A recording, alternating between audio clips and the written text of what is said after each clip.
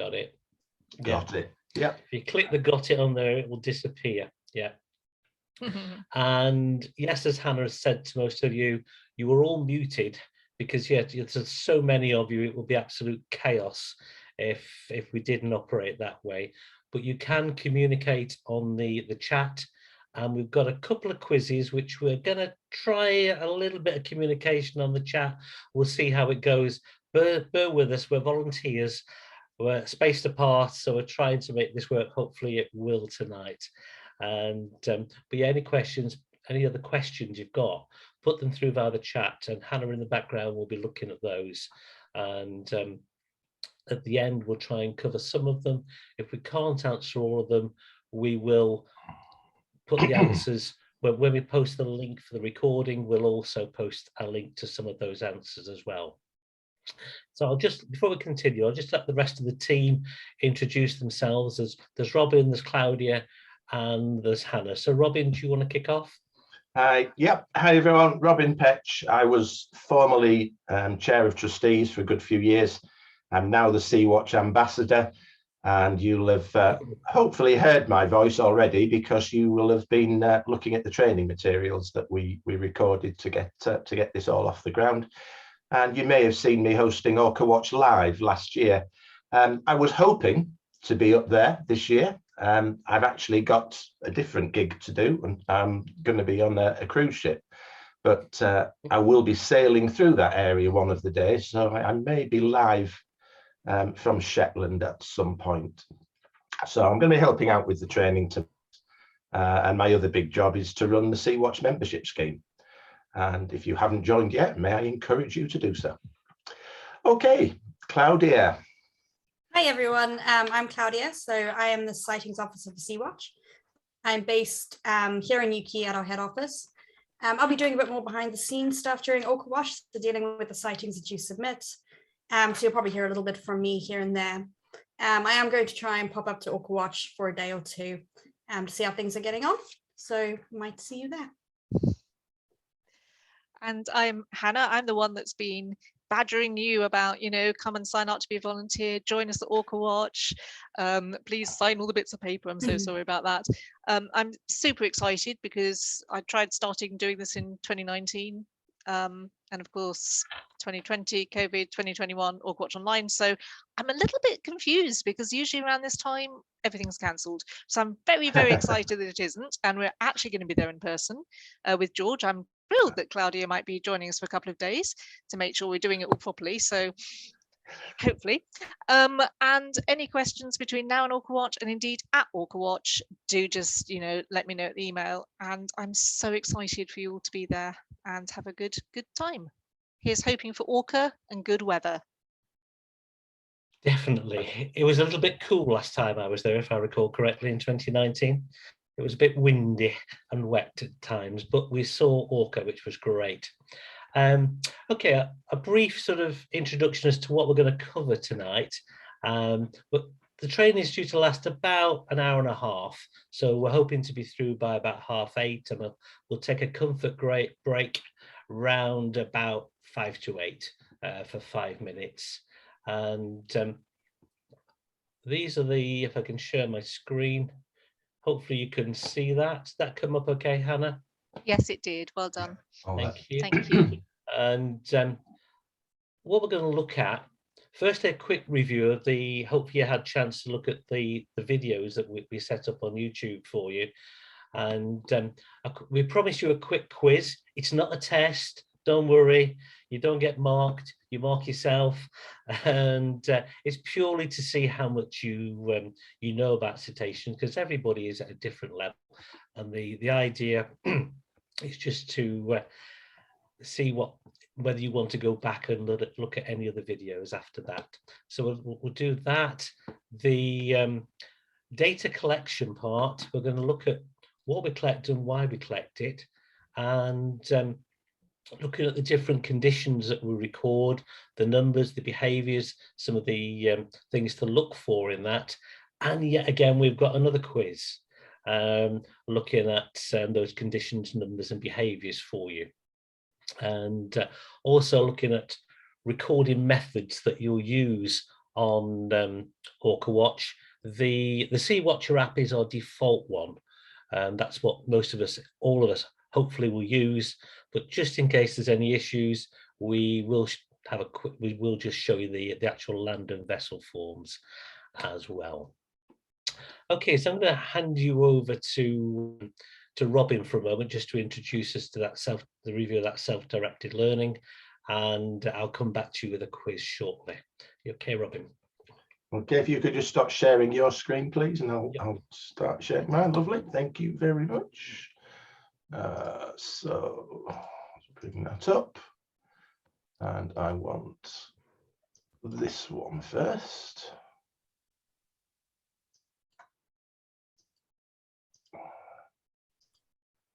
Okay, well, you have hopefully had a chance to look at the introduction to the app and how to use it as a field guide. That's going to help you a great deal with the little quiz that comes up, the different species that we might see.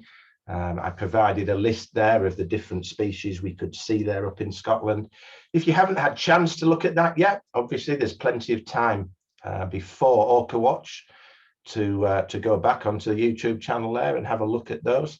And of course, this will be available to look back at as well afterwards.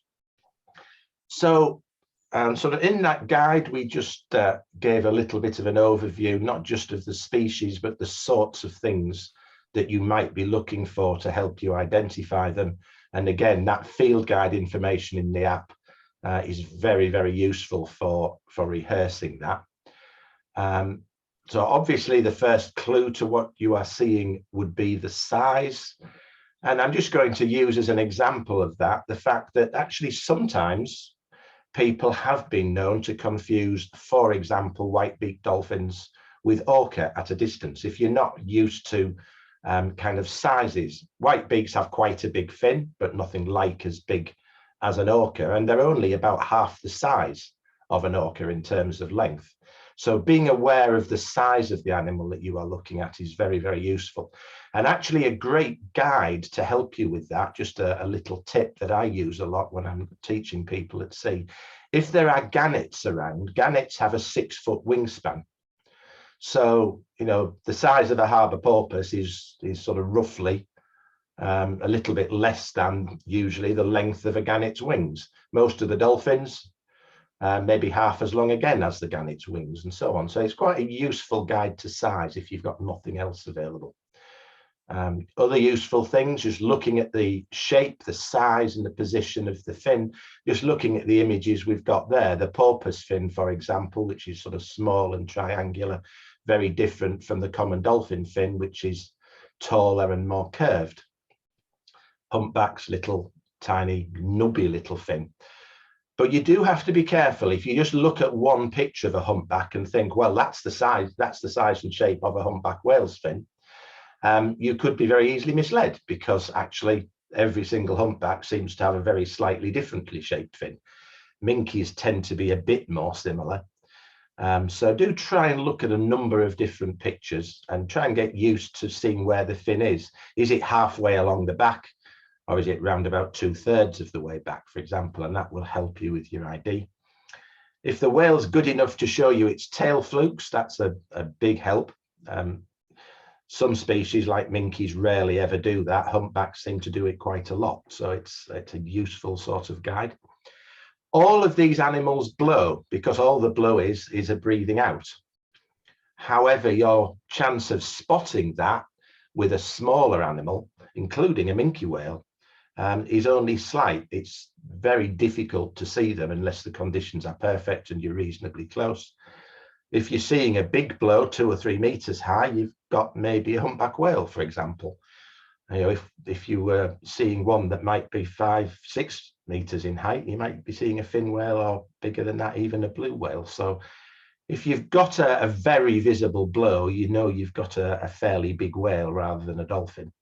But it is worth remembering they are all actually blowing. Heads also vary greatly, and one of the things to look for there is the beak. Does it have a longish beak, like common dolphin there in the top left has quite a long beak? The white-beaked dolphin below it, very short beak. Risso's dolphins, we mentioned in the chat, no beak at all. They have something that looks more like lips really rather than a beak. Minke whales, when they surface, very pointed head. It's a good clue that it's a minke whale coming up to the surface. Tend to see the minke's head come up first, and then it rolls, and you see the fin part way down its back, and it's sort of halfway through its forward roll in that picture at the bottom left there. And of course, the big clue, if you can see them on a bright enough day and they're good enough to leave the water, is the patterning on the body. Common dolphins, that yellow ochre patch at the front is sometimes more vivid than that. That's a very pale example of it, but it does vary greatly with the amount of light that you have. So coloration, patterning, marking looks quite different in different conditions. White-beaked dolphins, as I say, because they have that saddle patch behind the fin, the sort of white area, it can be mistaken for orca sometimes if you're not sure about sizes. But they don't have, for instance, that very vivid and very clear eye patch. They do have white patterning down the side. It looks like it's been spray painted on, but not that very obvious eye patch, and not the little white beak either. So being familiar with the different colours and markings is a big help. And again, I urge you to go back and look at the training information we've already put there, or just spend time looking at the app itself. That field guide is extremely useful for teaching yourself all of the different things that you can see, and watch the videos and see how these animals move and so on. So that's just a little overview of that. I'll stop sharing and we'll move back to the little ID quiz we're going to do. Thank you, Robin. So Robin's given you a few clues there, and I'll just share my screen for you. I'll just move on a couple of slides if I can. Yep. Right. So there's 12 slides in total here. So, and you can score yourself. You get a point for every one you get right. And when I put it up, have a good look at it. Think about what Colin was saying there, and then put a keyboard at the ready, fingers on the keyboard, type into the chat what you think the animal actually is, and then we'll have a look at it after each one. Right, are we all ready? Let's have a look at the first one. You put in the chat what you think it is.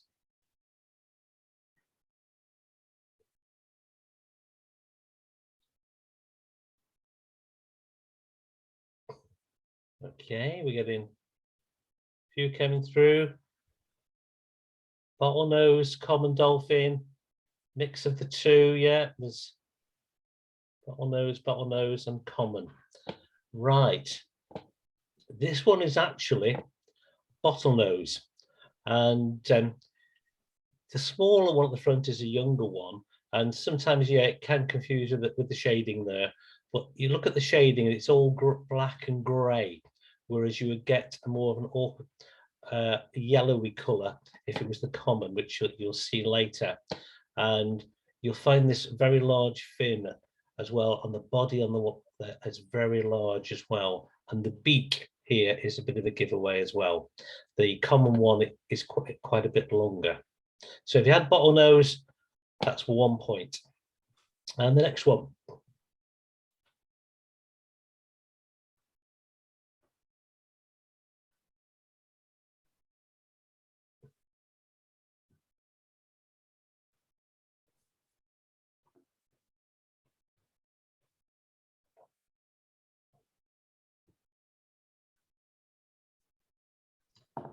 Yep, I think we're all going for humpback by the look of it. And you would be absolutely right. Very small dorsal fin there. And we used a picture that didn't show the head, which is a bit more of a giveaway, but often found around a lot of feeding birds as well.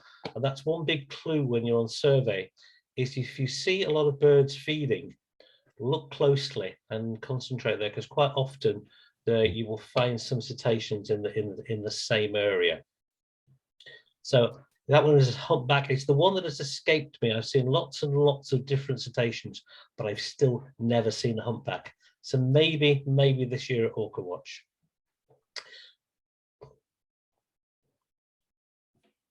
Sorry, John, what was that? Could be a little pause before people press return on their answers, please.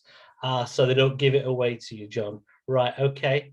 I'll mention that on the next one.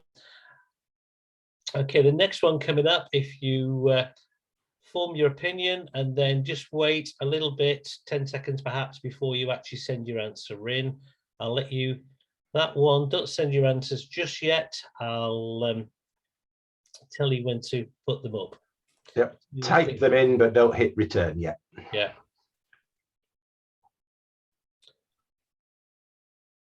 Okay, you can hit return. Minky, Minky, Minky, Minky. Someone says a say. Yeah, it's say whale. Minky whale. You are the majority are right. It is a minky whale, and you'll see the way that it actually rolls in the water more. Have you seen it actually in the water? The colouring, the dorsal fin. The actual sei whale is quite a much bigger whale, and quite often that dorsal fin you see going through the water, as opposed to the way that the motion of the minke whale, where they roll through. Yeah, it's tricky when it's not moving. The other thing I'd say as well is that that fin is sort of quite sloped back. The sei whale fin is usually a bit more erect as well than that one. But again, as with any other whale, that can vary. So it is difficult from a still. You've got a longer, as George was saying, generally a flatter back when it's surfacing rather than that curve, but it does vary. Okay. So it's a good mistake to have thought it might have been a sign, let's put it that way.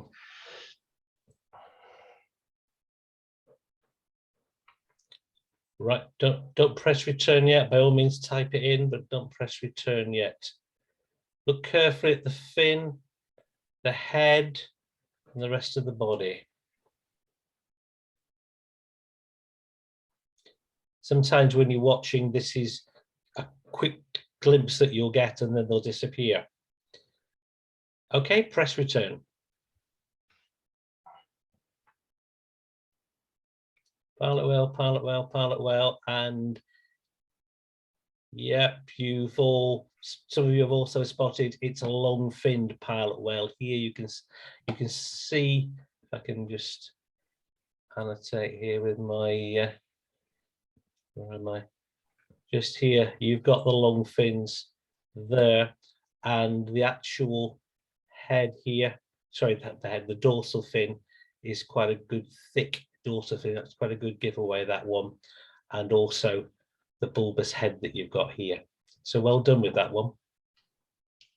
I'll just add that around the UK, it is always going to be the long-finned one you'll see as well. The short-finned one is more a sort of warmer subtropical, tropical species, but otherwise extremely similar. Yep. And next one. Type it in and I'll tell you when to press return.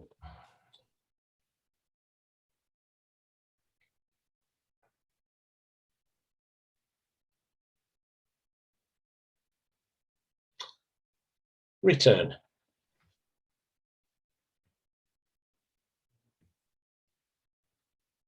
Yep, all the answers coming through are absolutely spot on. Harbour porpoise, definitely. And you can tell it, the very triangular fin there that you can see, and they often only just come out of the water. They only just appear, and in rough water they can be really, really difficult to spot. Sometimes you'll only just see the fin, and quite dark coloured there as well. So spot on with that one. We have quite a resident population in Anglesey of harbour porpoises, and you'll find them quite close to the coast quite a lot of the time. Next one.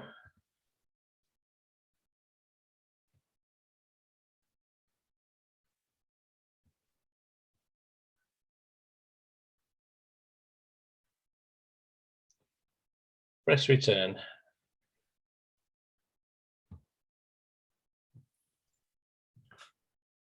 I'd have been very worried if people hadn't recognised these under the circumstances, really. Yeah, yeah, spot on, absolutely right. That fin is what you're hoping to see at Orca Watch, and there's nothing quite like it when you see it cutting through the water, and it really is quite a large fin on the size of the animal and the below there, and they do come close into the cliffs as well at Duncansby Head. We have seen them there, so well done there for everybody. I think it is important, though, just to point out that it is only the males that have that very tall, erect, straight fin, which can be, again, nearly 6 feet, 1.7, 1.8 meters. Yeah. The females and the youngsters do have much smaller and more curved fins, very much more dolphin-like fin, but on a bigger scale. So that can be misleading if you don't have a big male with the group. That is true. Don't expect to see that big tall fin always. And you then look for the white patches, which you will have seen on the videos that you've already seen around the eye, etc. Yeah, thanks, Robin. Now then, this one, a little tricky one, this one.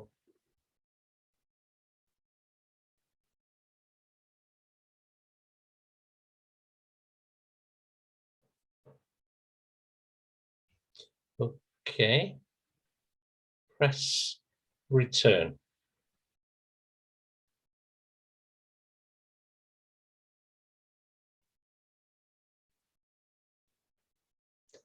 Yeah, quite a few different answers coming through. Not sure. Yeah, there will be times when you will see a cetacean and you will be unsure as to exactly. Oops, sorry, I messed up. Exactly what it is, and there's a space to record that within the app. Some of you have put rissos, northern bottlenose, rissos, commons. We've got a lot of different ones, and some are porpoise. But if you're not sure, if you can't be definitive, then yeah, it's an unknown cetacean, unidentified cetacean, and it is actually a harbour porpoise. So those of you that put porpoise are correct. The angle of the photograph and the angle that it's swimming away often makes it look like the actual. So just bring up my. It won't come up. There we go. The actual fin there. He's looking quite straight and curved, a bit curved at the back, but actually it's not. It is a whoops. It is a porpoise when you actually saw it side on. It's simply because it's slightly angled away from you. And some porpoises do actually have not quite a true triangle, but it's straight. It's not curved like some of the other dolphins are. And you can usually tell also by its swimming action. You often don't see the head. And this one's got a few marks on its body as well, skin marks on there. I'm guessing that's why some people thought rissos. They were probably thinking about the scratches and things on the body. Yeah, I've seen a couple of nods on the screen there. Yeah, but rissos is the scratches and marks are sort of lines really, rather than just scuff marks really. Yeah, that was a tough one, but deliberately in to make you think about. Yeah, you will always be able to tell exactly what the next one is. And I gave you a quick glimpse at the next one. Come up, there we go. Don't press return yet. Okay, go for return.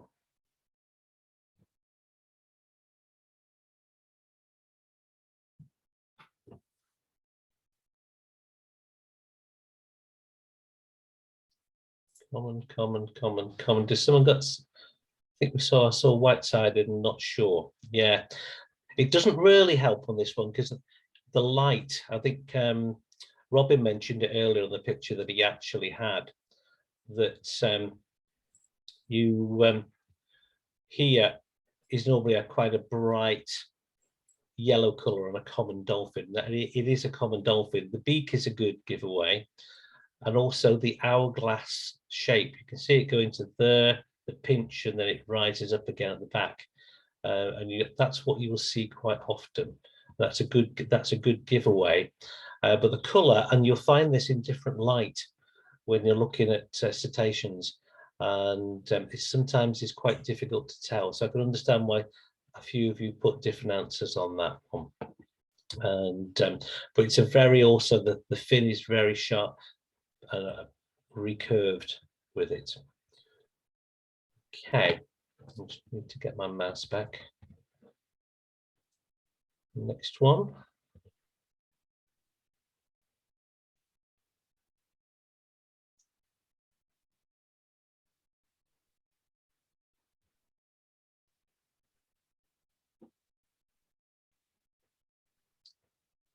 Okay, press return.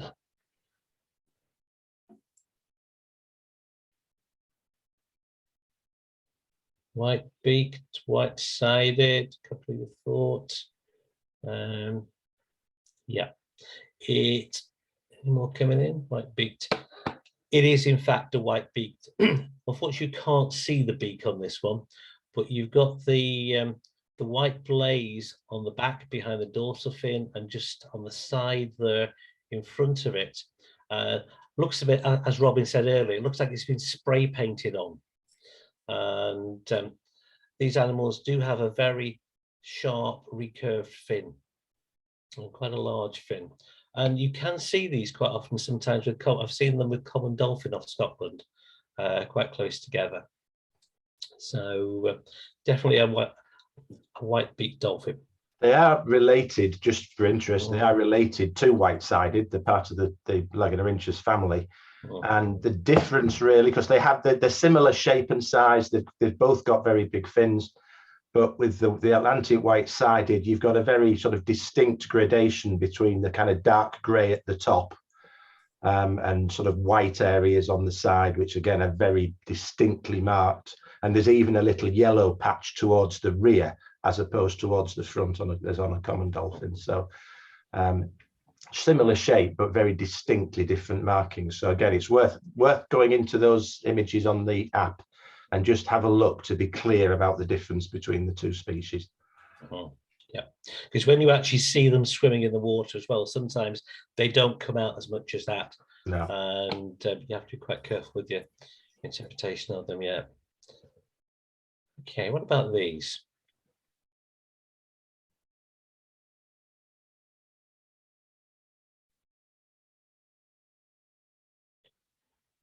Okay, press return. Yes. Risso. Yes.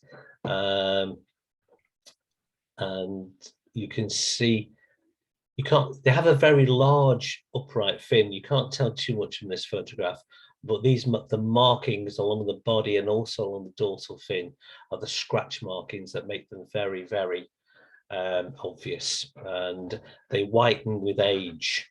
And on off angle, so we get pods of about 30 coming in, and some of them are extremely white.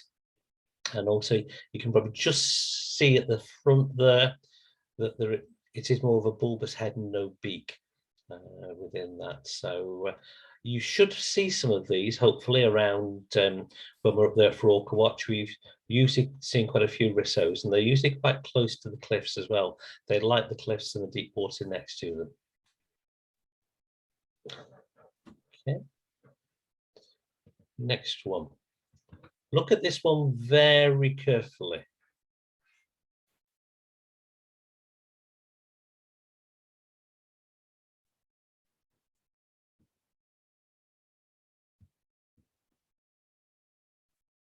Okay, hit return. Ooh.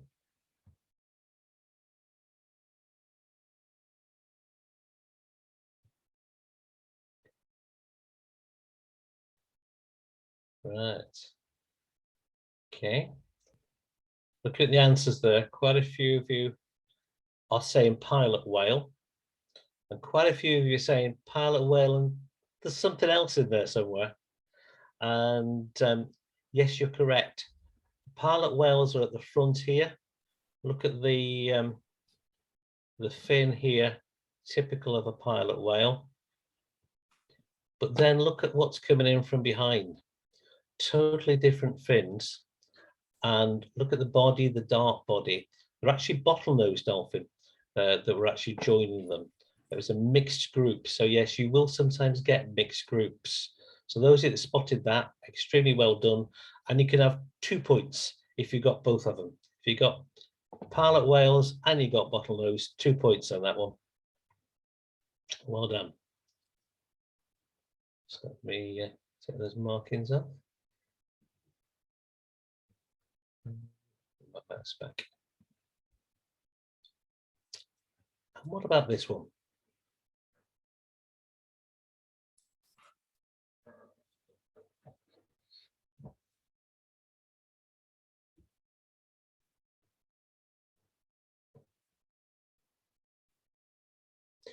And if you're ready, press return.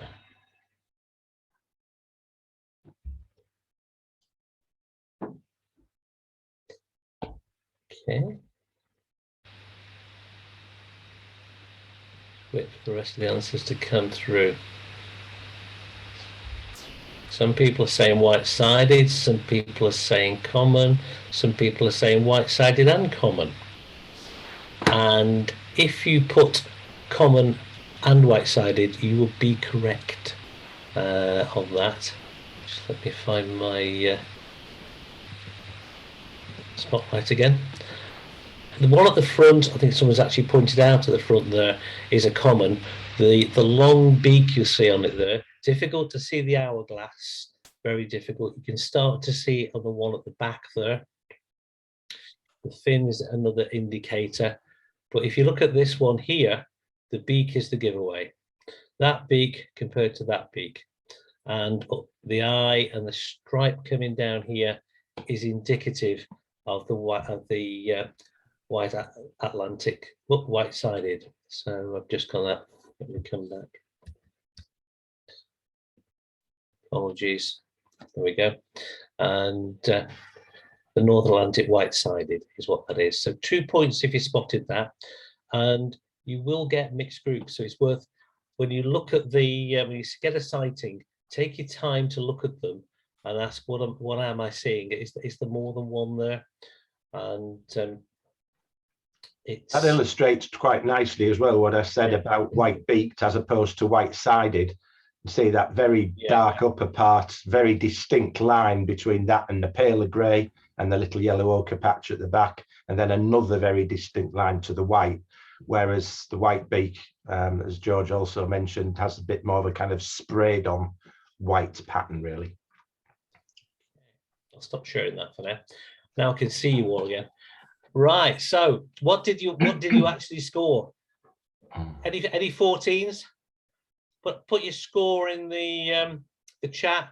14 was the actual max because there was 12 in total slides, and there was 2 extra points there at the end. Oh, got some 12s and 13s. Well 12s done. and 13s. Well done. Yeah. Yeah, brilliant. That's most of the scores are high, so that's good. Yeah, excellent. And if you struggled on any of them, we would say, go back again, look at the app, look at the videos. It's also far better to see them in real life. When you actually see them swim, it's far better. You remember that more. Photographs like this sometimes aren't as good. So hopefully you're going to see far more of those up in Orca Watch. So thank you for that. And thank you for doing all the pre-work as well that went towards that. Okay, I'm gonna hand over now to Claudia, who's going to introduce us to the data collection, which is just so important to protecting not just the orcas but all these animals. Okay, Claudia. Yeah, share my screen. Is that showing okay? Yeah, that's all good. Is it full screen at the moment or not? It could be, yeah. Yeah, there we go. Okay, so I'm just here to remind you guys that while it's really important to get beautiful photos of the orcas, and the other cetaceans you may see, the forms are a little bit more important. So I know you'll mostly be using the app, I understand. So you can do your watches via the app. So you can do your systematic or your effort-based watches through the app. And while casual sightings are great, so just submitting a sighting as you see them, maybe when you're on a Sunday stroll, we do find that our effort-based or systematic sightings are far more important than that. They give us far more beneficial data. So you'll find if we just base our research and our monitoring on data that has been submitted casually, there will be a bit of a bias. So people are more likely to be out and about during the summer. They're more likely to be out and about during pleasant sunny weather, but the cetaceans are still there in the middle of winter when it's chucking down. So really important to get those systematic watches in, which is what you will be involved in during Orca Watch. Having our effort-based data is really important for us to determine our sightings rates.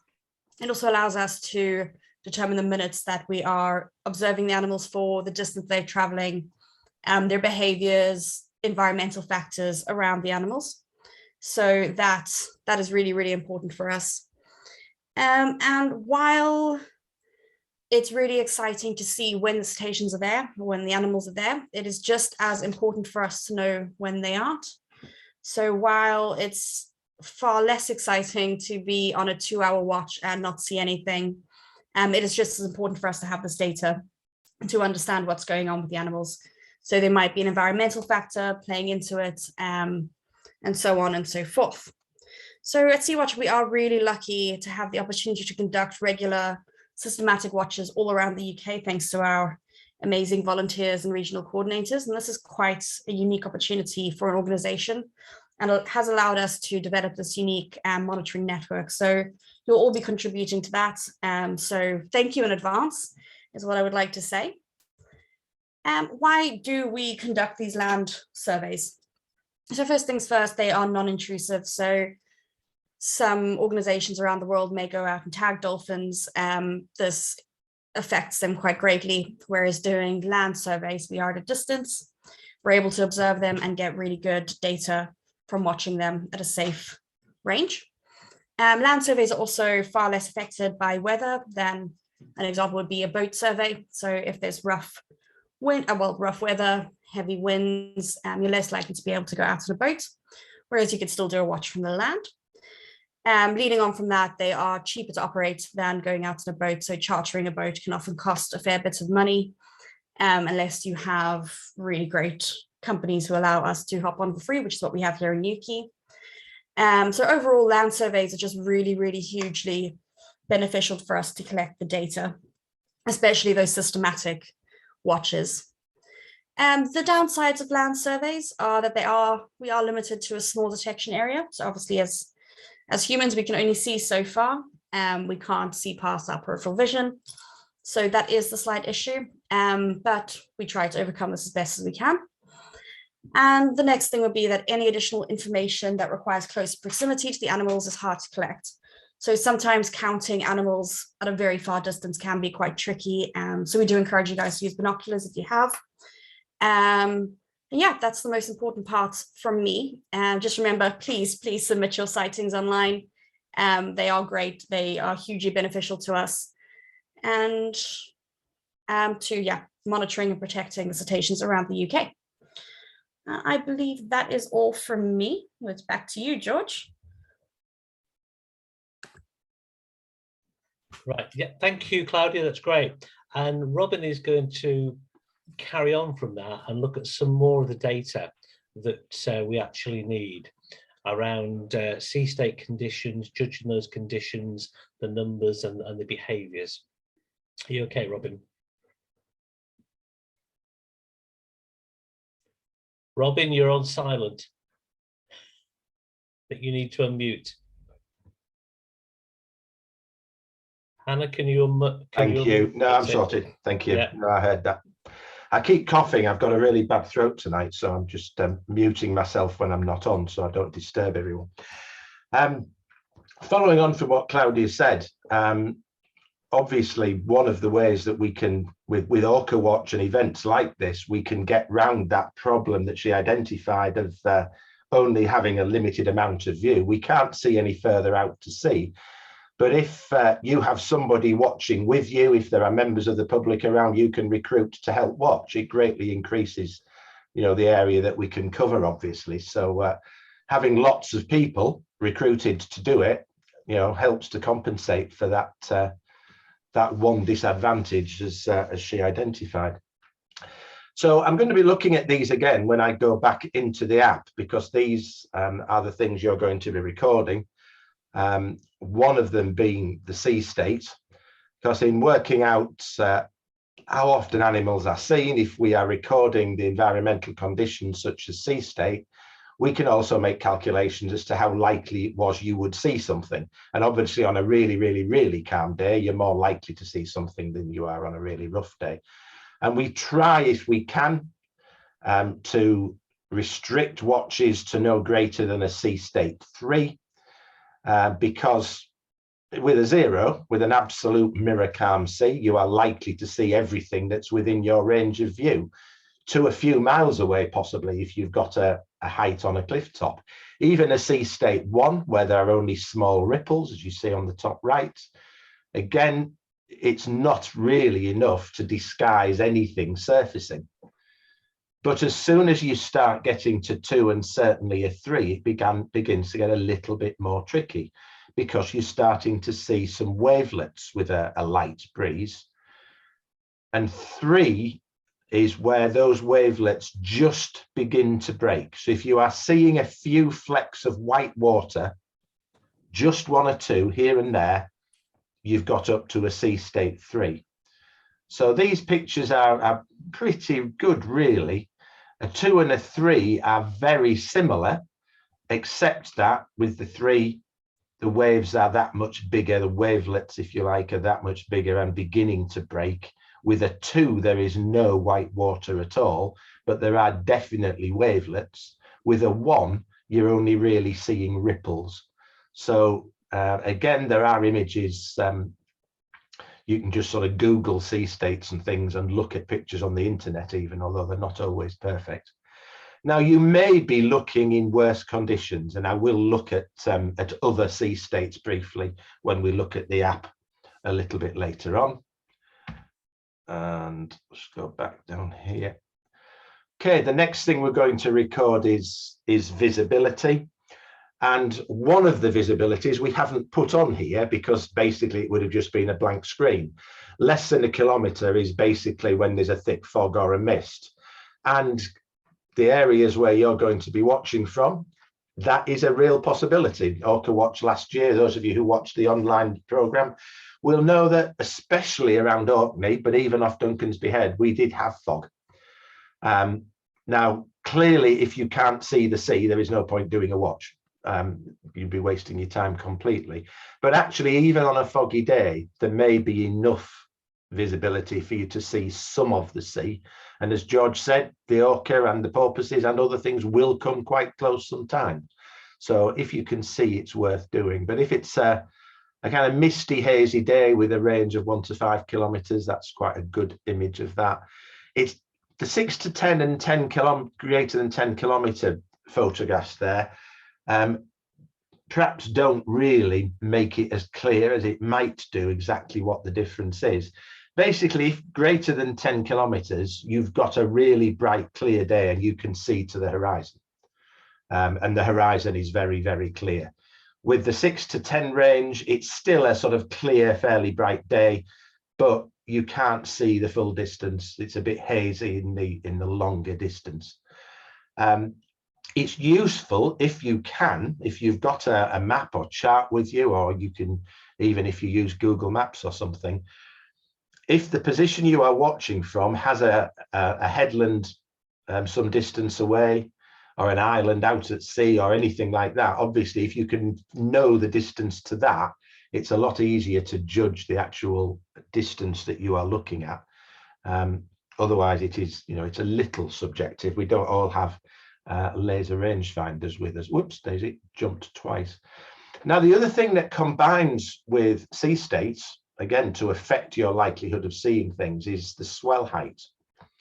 And wave height and swell height are actually two completely different things.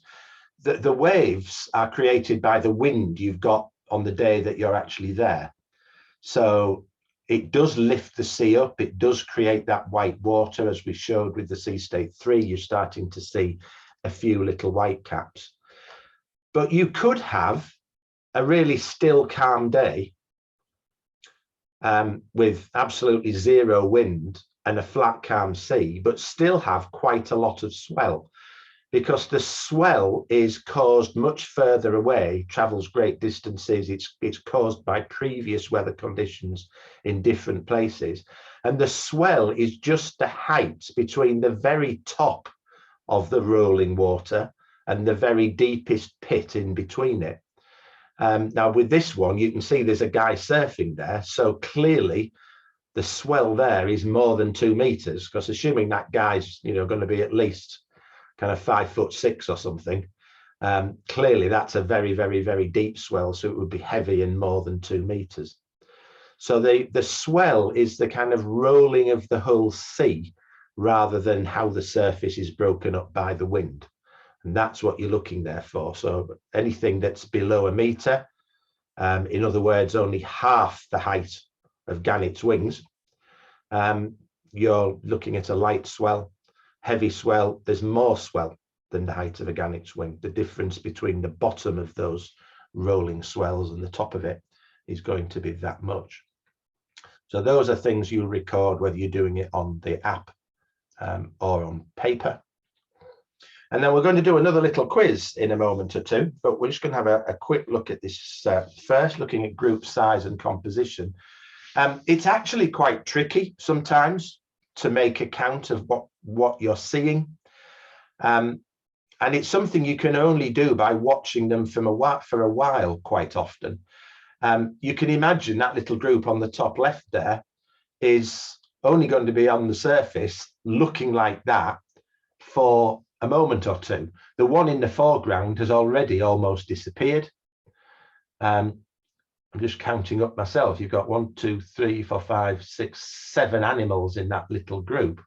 From a great distance, you might sometimes only see 3 or 4 of them at once. At this point, they're all on the surface together. You might find that there's another couple more somewhere just behind them.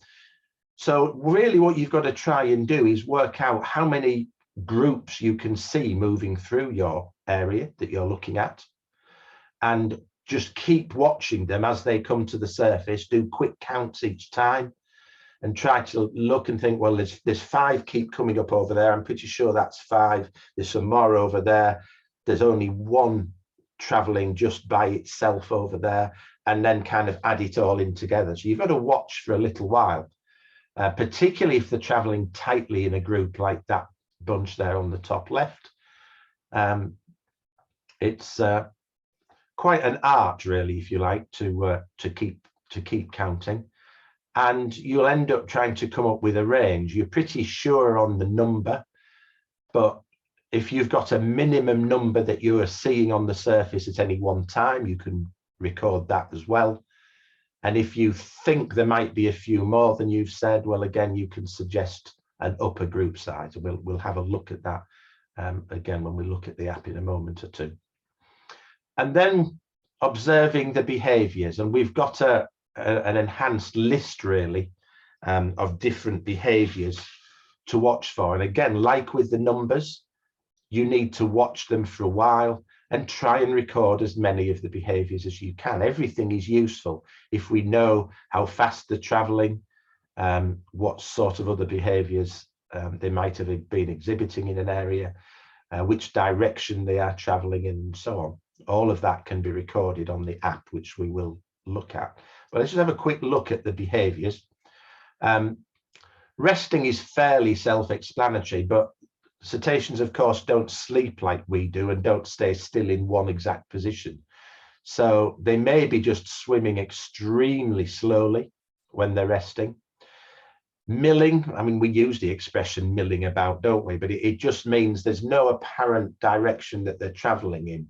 there's just a little bit of moving around, all more or less in the same spot with a very low level of activity.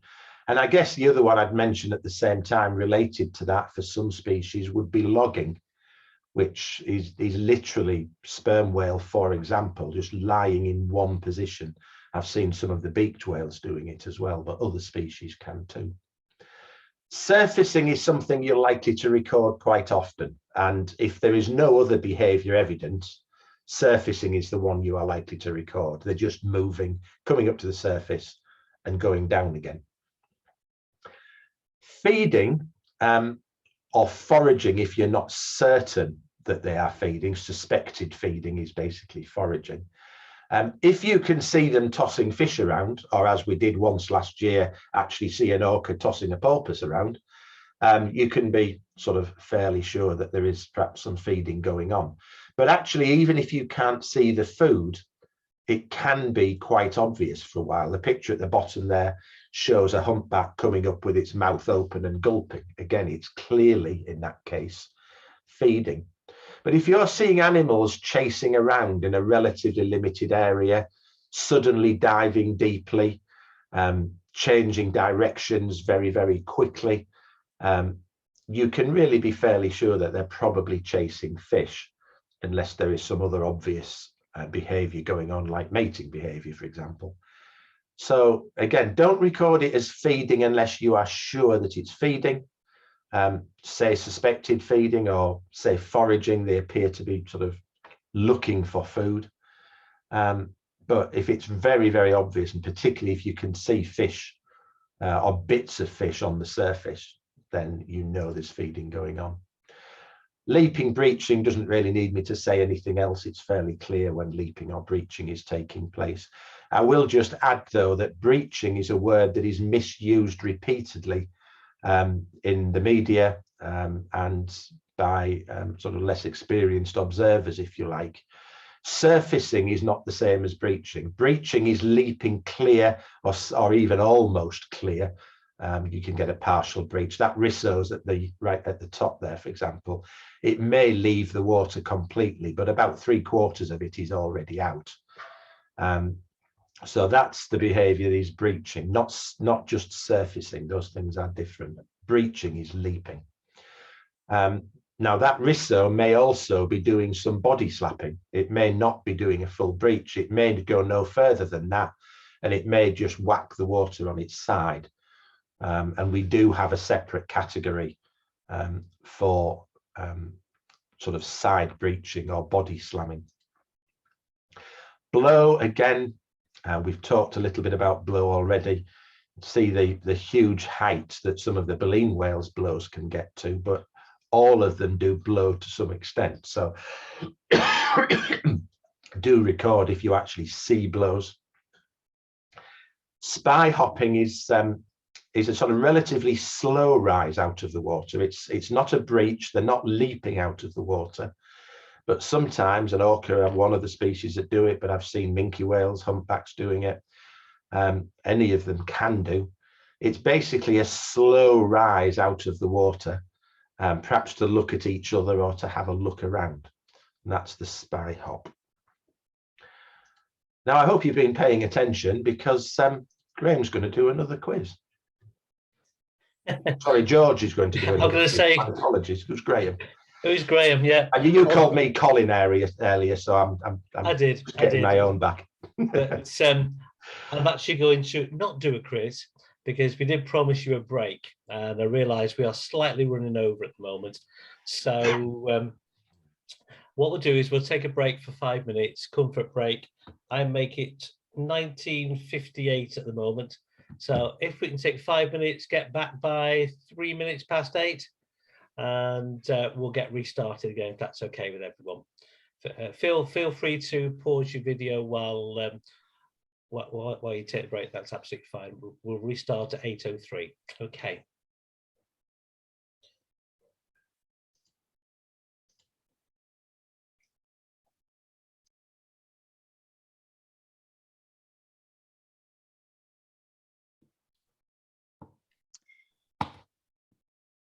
And if anyone just wants to chat or ask any questions in the chat or whatever during the break, please do, and we'll try and get back to you. But we are still here.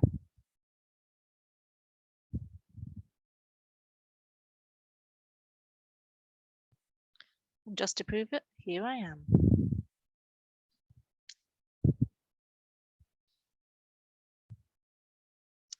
It's all very nice to see you all. I've been switching myself off because I've still been here, but sometimes it's just a bit of a loose connection. So I thought it was better to cancel that. But it is lovely to see you, and I'm so excited that we're all going to be there in, goodness me, under 2 months, way under 2 months really now. Yay. So let's hope the weather and everything holds.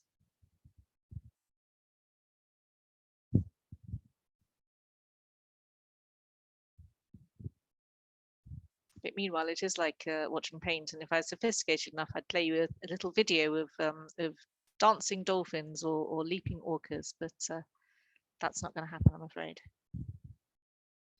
Not this time.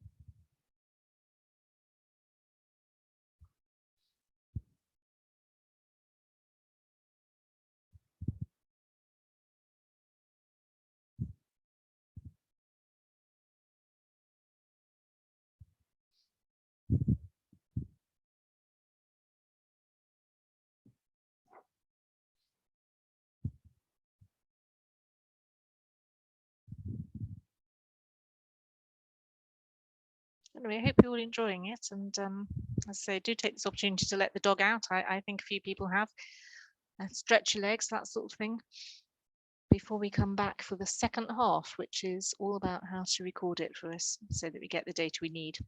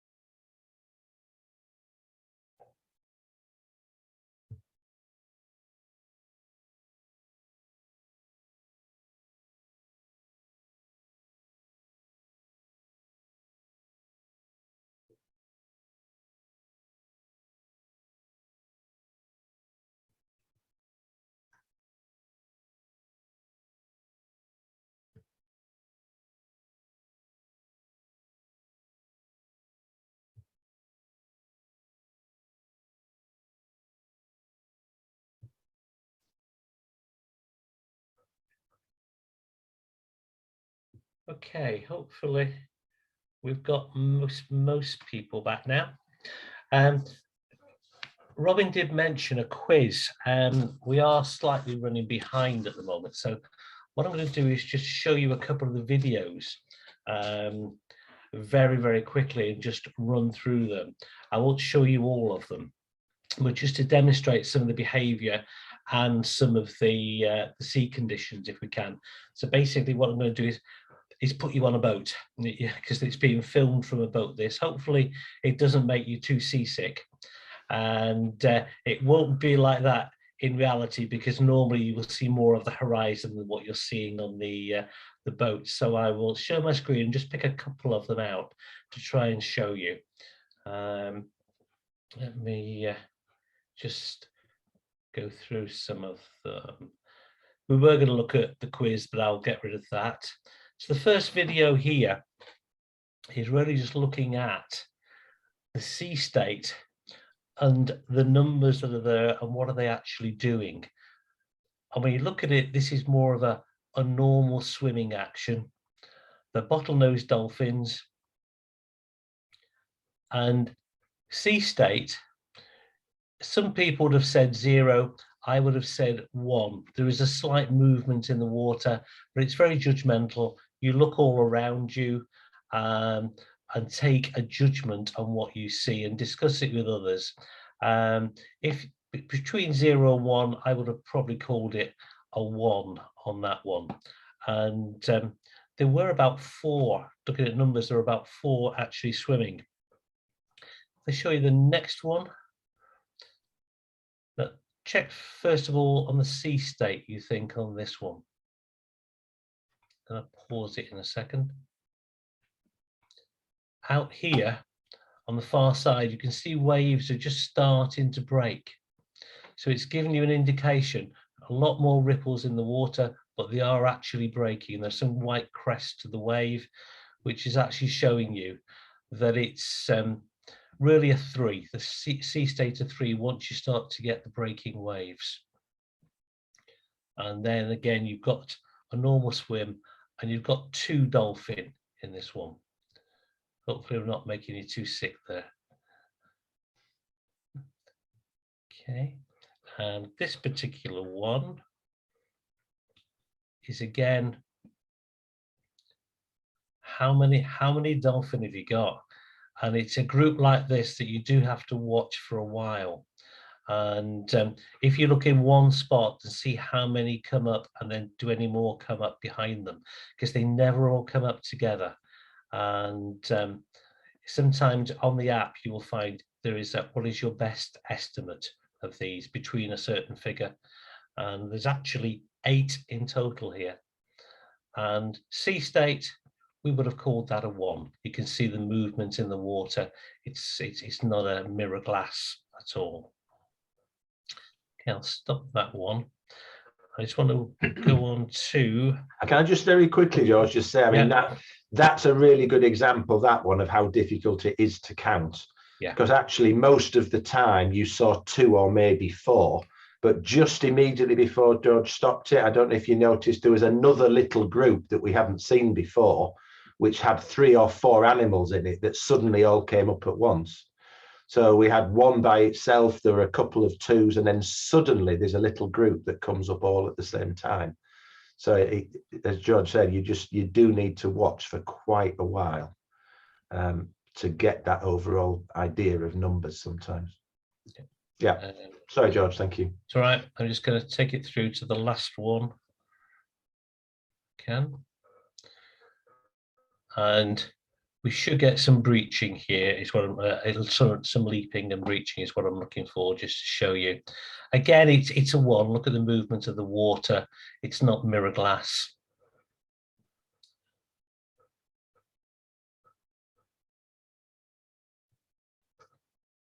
And again, can be difficult to count because you've got, there we go, you've got some further out as well. We tend to sometimes concentrate on the ones near to us, but always look further out. And hopefully you'll get some displays like this. And there we go. Okay, I'm going to pause at that one.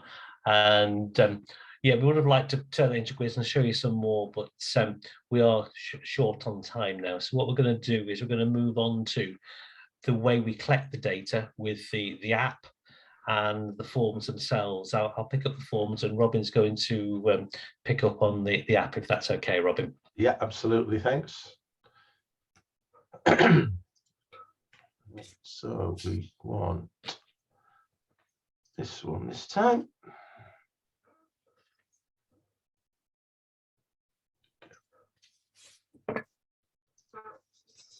Okay. Okay. Well, you've all had a good chance to have a look at using the app as a field guide. So we're just going to go through now how you will use it to record the information. We'll just add the thank you to our partners for helping with the development of this app. Very much a partnership with Sea-Watch, Bangor, Seacams, Nova Innovation, with funding from the Welsh Government and the European Union.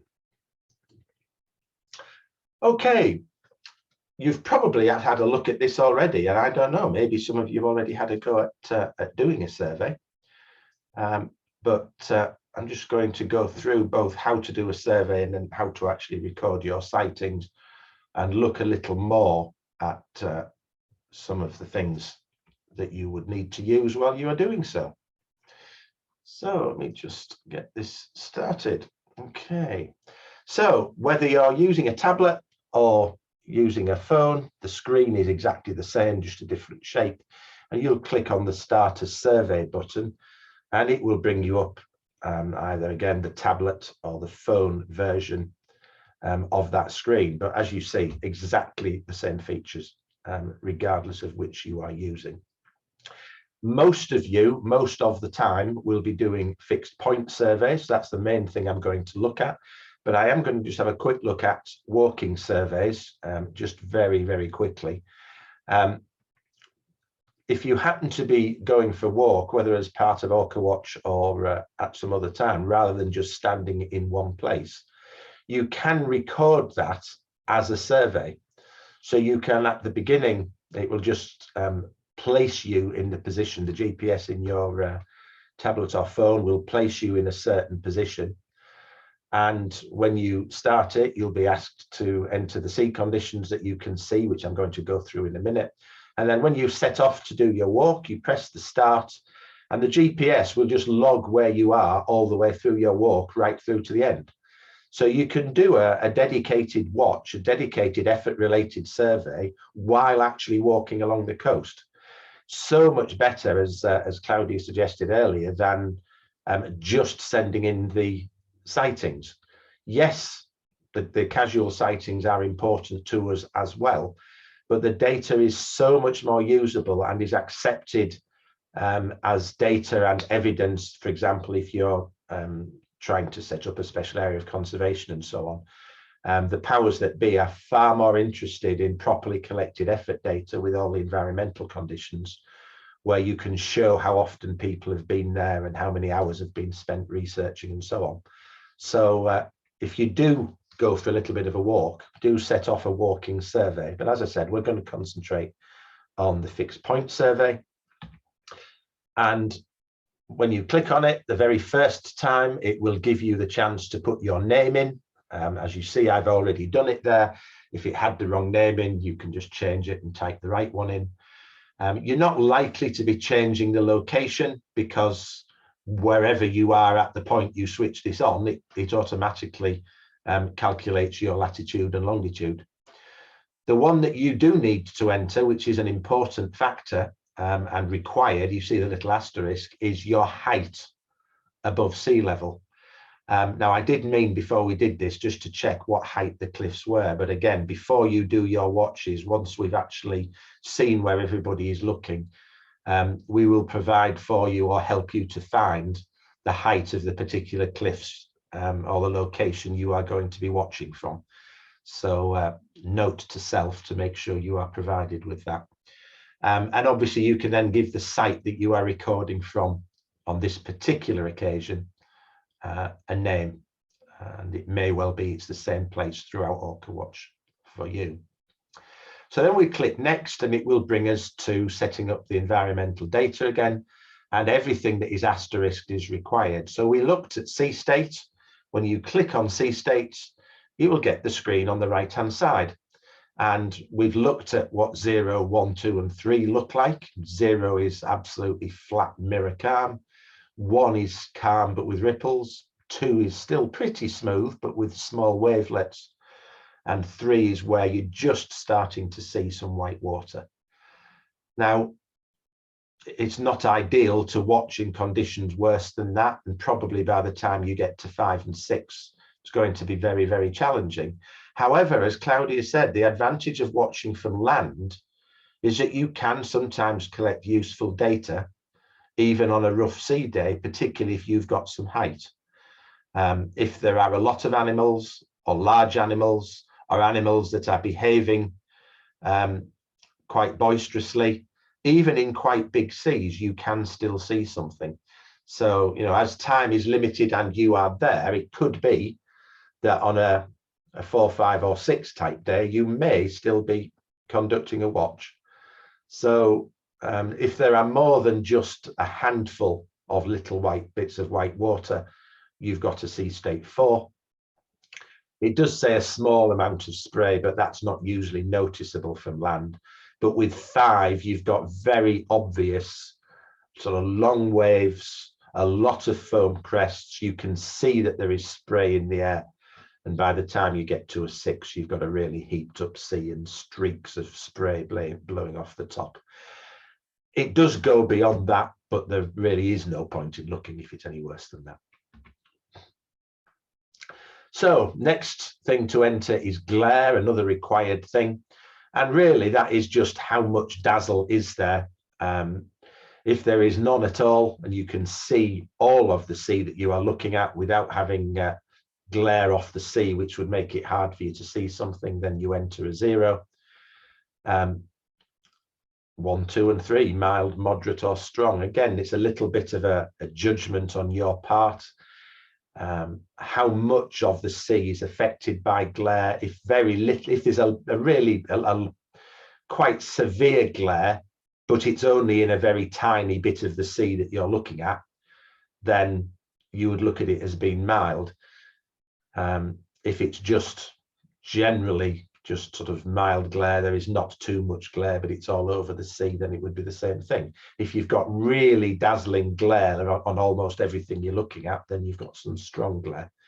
So you might have a nice bright day, but it might be so bright that you can't bear to look at the sea because it's dazzling so much. So as I say, make a judgment as to how bright it is and how much of the sea is affected, and pick what you think is appropriate. The swell height, we looked at that already. I won't dwell on the swell height any longer. We'll go, I mean, there are the, just go back quickly. You just got the 4 categories of no swell at all, light, moderate and heavy, less than a metre, 1 to 2 or 2. Visibility, again, we looked at this in the pictures earlier, so I won't spend too long on it. You've got 4 categories. 1 is pretty much a foggy, misty day.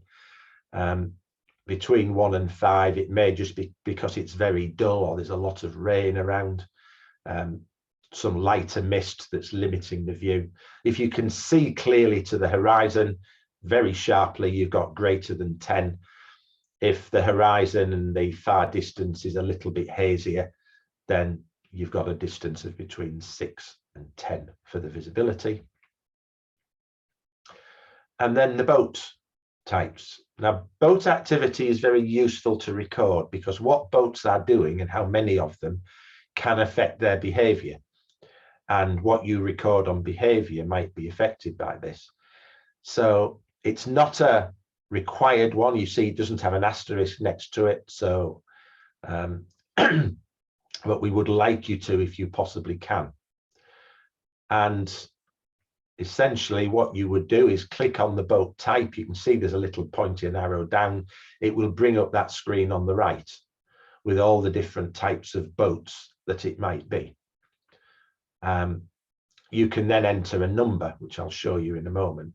If there's more than 1 boat type there, you click the plus button and it will bring it up again, and you can enter a second boat or boat type, and then how many of those there are and so on. And you can do that pretty much indefinitely if you've got a sea full of boats. Whoops, Daisy. And as I say, you can then just type in the number for the count. Once you've done all of that once, if it doesn't change, you won't need to do anything other than just okay that for the rest of the watch. But if something changes, you will change it, and I'll show you how to do that in just a moment. So having put all the environmental conditions in, we start, and every 15 minutes, it will ask you to update the effort. If you forget, you will get that warning screen there is on the middle there, and it will also change that box on the, you see on the top left there, it will turn that box red because you haven't done it after 15 minutes. And updating the effort is really, really simple. If nothing has changed, and there's an example on the right of a watch which is ongoing, I've put the conditions in. If nothing has changed, all I have to do to update effort is press the blue tick at the bottom, and it updates everything. If something has changed, as you see, there are change buttons you can click on, and you know, if the wind's got up, if the visibility has dropped, whatever it happens to be, if some boats have arrived and there weren't any before, you can change and update that. So there is that update effort on the top right of your screen on your tablet or phone. There is the reminder. There is the blue tick to say you've updated the effort. Now that's it basically for running the survey. In a minute, I'm just going to show you how to end it. But I just want to touch on sea surveys because it is possible that some of you may get the opportunity to go onto the John O'Groats ferry to do a watch at some point during the week. So I'm just going to have a quick look at doing a boat survey. It's very similar. You're looking at most of the same things, only in this case, rather than a location, it's asking you for vessel name, which you can enter at that point. Again, once you've done it, you can make it the default boat. So if you are involved in the boat surveys at all, you can just put John O'Groats ferry in once, and then from that point on, you will have it all the time. And again, we must check what height the observation deck is from the water level, but you can always ask the skipper of the boat that you happen to be on, John O'Groats ferry or otherwise. So there is the screen in the middle there. It shows you putting them in. What type of vessel is it? John O'Groats ferry. Well, it would be, I guess it would be a ferry, although it's only a very small one, but I think I would still go with ferry for that. Obviously, ferry covers a multitude of things from a small one like that up to an ocean-going ferry. But the different options you have there to choose your vessel. So again, I would just suggest you have a little look through the app once we've done this, so you can get the chance of seeing it.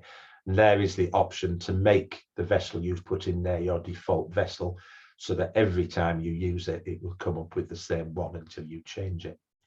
Exactly the same conditions again to enter as you would in a land watch. We're going to put the sea state in. Much harder if it's worse than 0 to 3. Trying to watch from a ferry starts to get difficult, especially on a small boat at 4. Excuse me. Glare and swell height exactly the same as I described for doing a land watch. Visibility and boat activity again exactly the same as I did for the land watch. All the different categories of boat that you could enter in there, and extra ones you can add in. So let's move on. So you've got your sea survey underway. You'll say next. You'll start your survey. Now, clearly, I did this at home to demonstrate. You won't be starting a sea survey on land like my screen on the right. You'll actually be in a harbour or at sea. That's my house where I started this sea survey. It will tell you exactly like for land watch that you have to update the effort every 15 minutes. Leave you with that reminder. If something has changed, though, you don't have to wait 15 minutes. You know, if nothing is happening and you're up to 12 minutes, you might as well just get the effort updated. You can't do it too often, if you like, in that sense. But kind of 15 to 20 minutes is sort of ideal, really, for an interval. But if something changes or it's just a convenient moment, no reason at all why you can't do that earlier. There's all the warnings. And so if you have to update your survey, exactly the same thing. You've got the tick when you've done it. Now, there's just one thing I'm just going to add here, and this is a little mistake with the app, which we are looking to correct at the next improvement. And that is that with the boat survey, there is the option to put the effort type in. And we have 4 different types of effort that we have. And for some reason, when you first set this up, you don't have the option of putting the effort in, which you should have done. You can only do it on the update. So I just want to highlight that one. What I usually do is as soon as I've done the first effort thing, I immediately do an update after less than a minute. And then I can put in the type of effort that there is. And I'll show you that in a moment. At the end, all you do is click finish, just like you do for Landwatch. It will come up with the time that you've done the survey and you submit it. Just click submit and off it goes. And these are the 4 types of effort. And with what you're doing on the ferry, what you're doing is a dedicated search. Line transect is a particular type of survey that we do. Casual watch, fairly self-explanatory. Just happen to be sitting there with a glass of wine on a cruise ship or a ferry and looking out of the window. That will be a casual watch. And a photo ID is again a specific trip out to do photo ID work. So what you would be doing from the ferry would be a dedicated search. And I say you can do that on your first update or just do a special update for it. End of the survey, as with the end of the Landwatch, click finish, click submit, and it's uploaded straight away to the database. Now, hopefully while you're out there, you will get to add a sighting to your watch. So this is still the same trip going on. We're regularly updating the effort, but one of the options, as you see there, is add sighting. And there's also a blue button with a plus in it towards the bottom there. And either of those work for adding a sighting. And it will bring up that screen in the middle. And you see there are 3 asterisk things. Those are the 3 essential things that you must put in. But all of the others are extremely useful. So we really would like you to make every effort you can to add as much of that other detail in to every sighting as you possibly can. Species, we've been looking at all the different species that you might see. The simplest way of doing it is just clicking on the picture that it brings up. Just scroll through till you get to the animal that you've seen and click on it. But I just want to highlight the fact that before you do that, the default setting for the app is to just show the common and regularly seen species, which is just 15 species. And while that's generally fine, it doesn't include, for example, humpback whale. So it is worth looking at that little sort of strange funnel shaped icon when you first set your app up and add the rare and, if you like, the very rare species in as well, so you can look at all of them.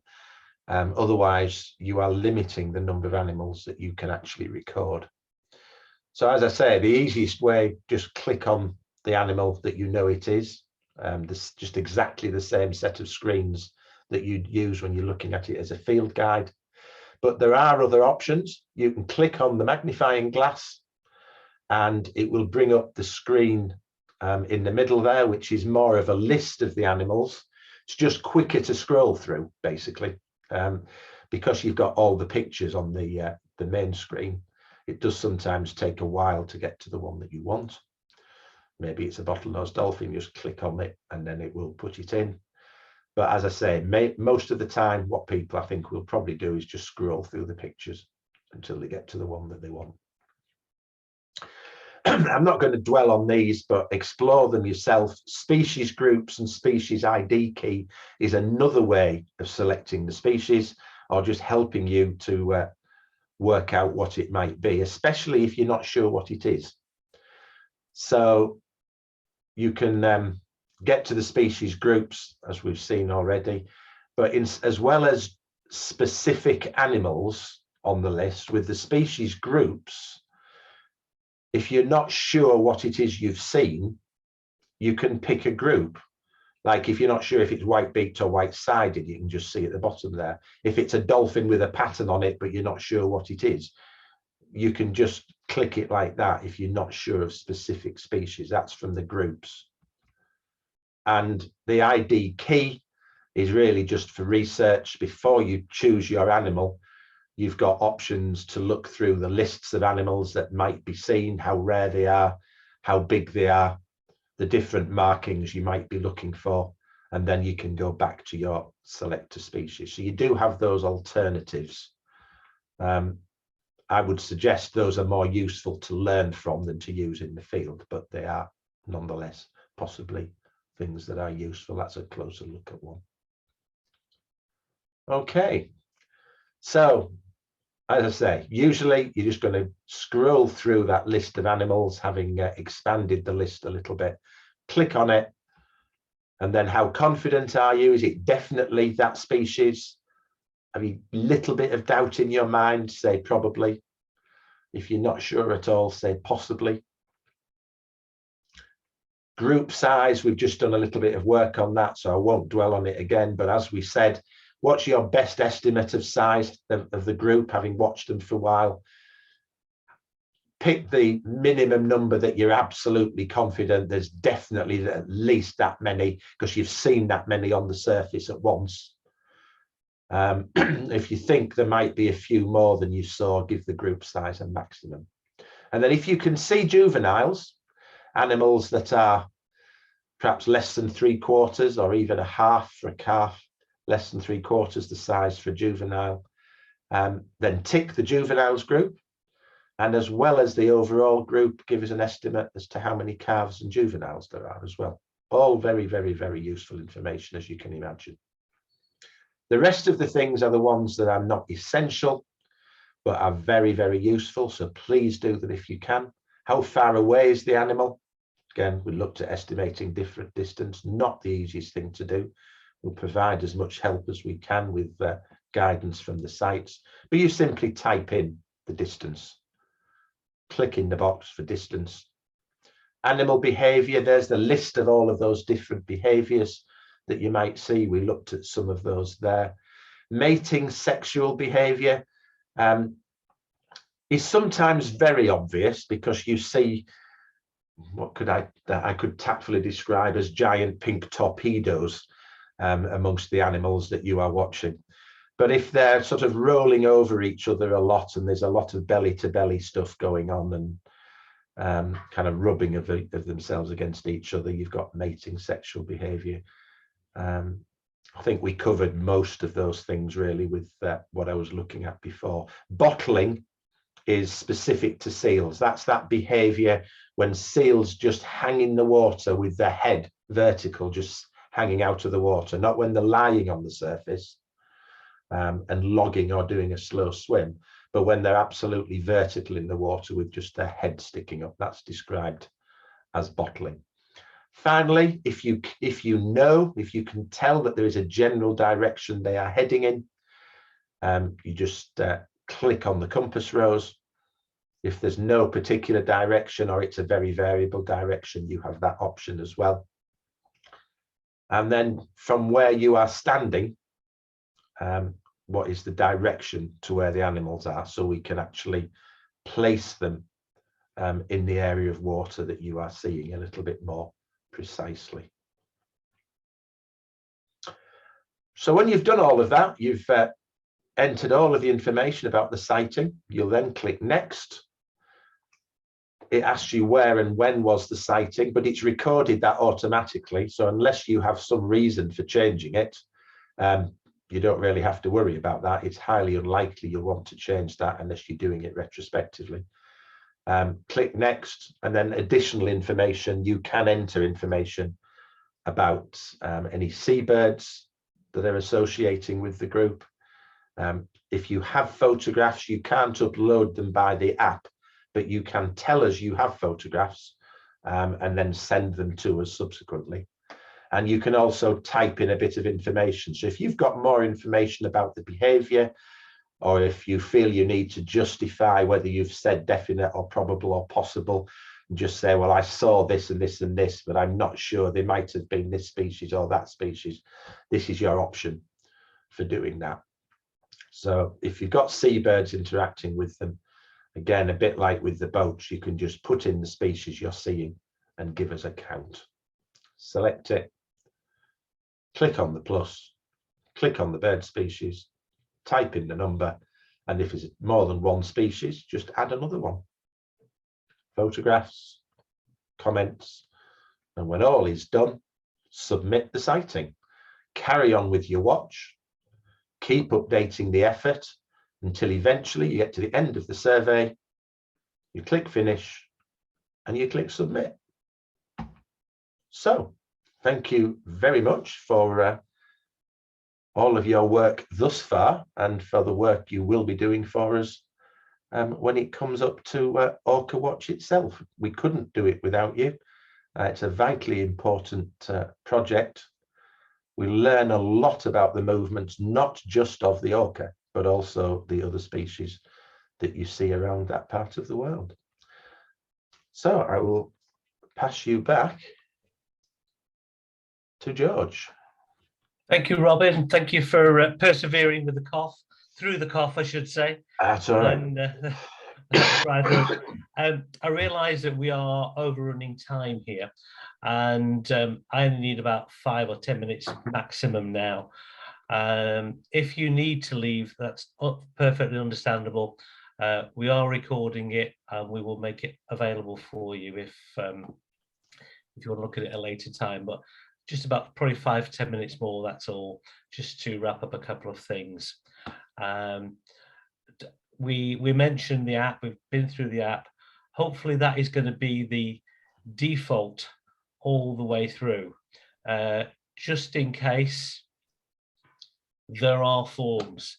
There are some land-based forms which we can use if anything goes wrong and fails. I'm not going to go through all of these simply because they have the same information on. I'll just point out any differences. The actual land-based form is in several parts. You've got your details at the top, the effort conditions, which same as the app, and if you find a sighting, and the fourth part is at the bottom, all the data, abbreviations, etc., that you can actually use. I will just briefly go through, I'll flick through those because they are self-explanatory. And we can actually cover those a little bit more in the next session in May. The vessel-based effort recording, if you're actually on the ferry, then there are 2 forms. There's the effort recording form. The only difference with the app is that you are constantly recording latitude and longitude. The app would do that for you normally, and you have to go into the boathouse, the wheelhouse, to get those details. So it can be done. This is the way we used to do it, but I'll tell you now, it's far easier to use the app, because when the boat is rocking, trying to fill these forms in is extremely difficult. So they use them only as a backup. The actual sightings form covers exactly the same things as the app, more or less in the same order. Again, it's purely your location that's changing. So you need to put in, when the sighting, what is your location from the latitude and the longitude. Again, the equipment to read that off is just in the ferry boathouse wheelhouse there. So but we can touch on that a bit more if you want us to, but the app is our default within the Orca Watch itself, and you should be able to get all the information. If it comes via the app, we get it that evening, and we can tell people exactly what we've seen all the time and keep them up to date. Oops, sorry about that. I clicked twice. So, quick summary. We looked at identifying cetaceans. We looked at the data collection. Those were the 2 main things that we've looked at today. an overview of what we collect, why we collect it, thinking about the effort conditions, because they are all important to collecting that data, the numbers and the behavior and the different recording methods. And as I say, the app is definitely the default one. So that's what we've covered today. The next event will be slightly different. We've given you a lot of sort of training information today. It'll be more about practical information at our next event, which will be on the 17th of May, as you already know. And again, there'll be a 6:45 for a prompt start at 7 p.m. And Hannah will be sending out the joining instructions for that one. And also it'll be, we think it's going to be about the 28th of April, we will get out a link for the recording of this session for you. And we will answer any additional questions. I think there were, I'm going to stop my share. I think there were a couple of questions, Hannah, that came in just late on then. Yeah, I didn't quite read them all. Yeah, just to follow with one question. Very good question. What to do if it's a mixed group? How does that happen? How do we record that on the app? I'm glad you picked that. I was just looking at those myself while George was talking. With the app, when you click on a sighting, you can only with that one click, you can only put one species in. So if you've actually got a mixed group, you would basically need to enter all the details for one of the species, as we've just demonstrated, but then immediately click again and enter another species. And what I would do is in the comments, actually write in the comments that this was a mixed group that you'd seen. So put in the comments for both of them that they were all together. And then when that data is actually looked at and used, it's very clear when people look at the information about both of the species you've recorded that they were all in the same place at the same time. There's just another question from Donna about the fact that orcas all belong in pods and have their distinct IDs. So in Scotland, observers just note down the orcas' particular IDs just to see the travels. So will we learn the markings? I mean, Donna, I can send you a link to the Scottish Orca ID catalogue from last year. And if you look back at the Orca Watch live online, I can send you a link to the programme. It was all about the catalogue. But essentially, we're more interested in the fact that there is an orca and it was there and the time it was and everything else. If you get a good photo of the ID of the fin, that's brilliant.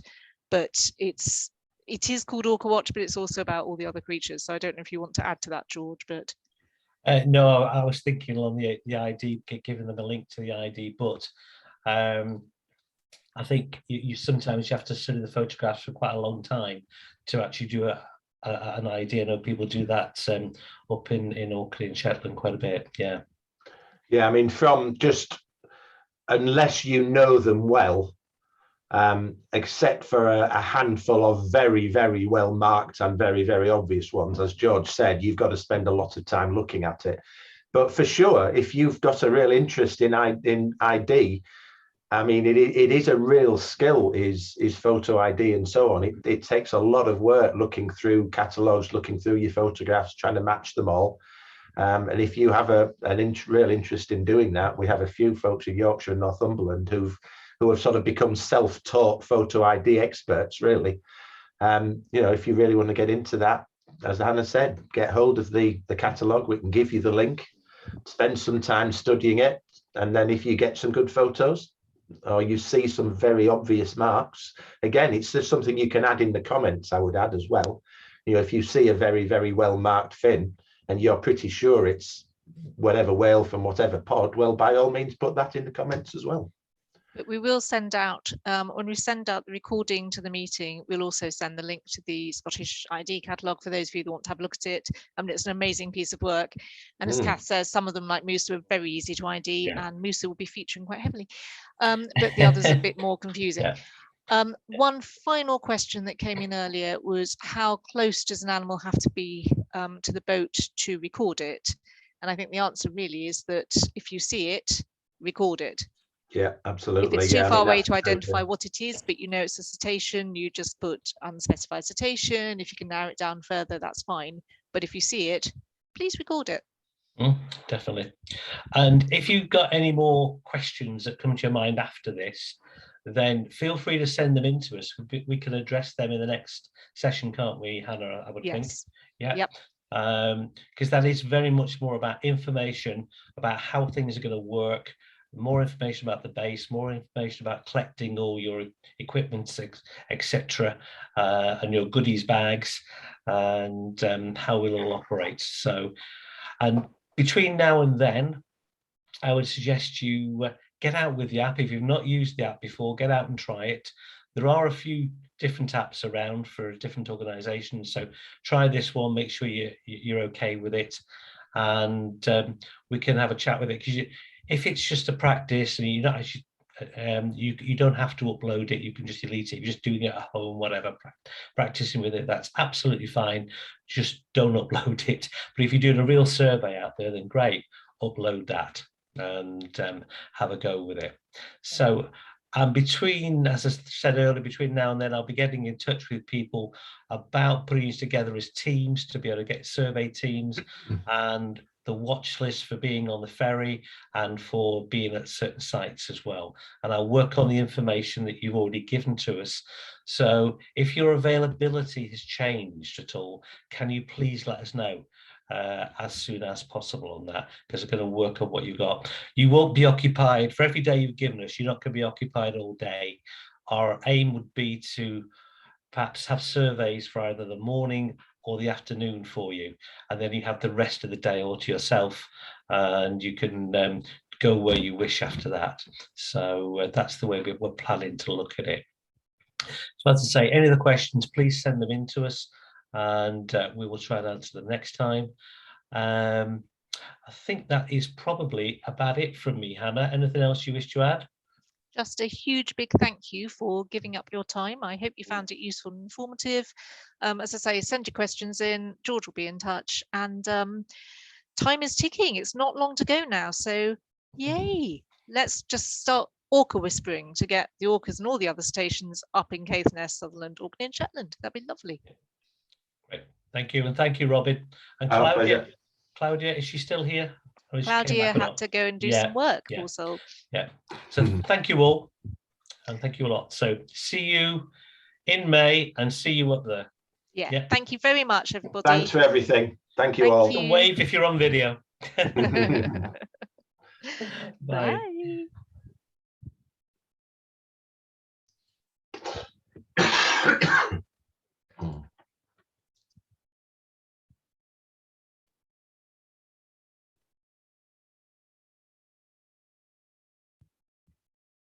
Bye, everybody.